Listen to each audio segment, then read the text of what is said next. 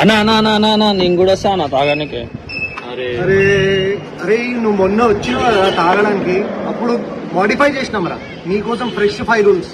Rule number 1, ఎంత పడుతుంది అంతే తాగాలి, ఎక్కువ తాగి కక్కుకోవద్దు.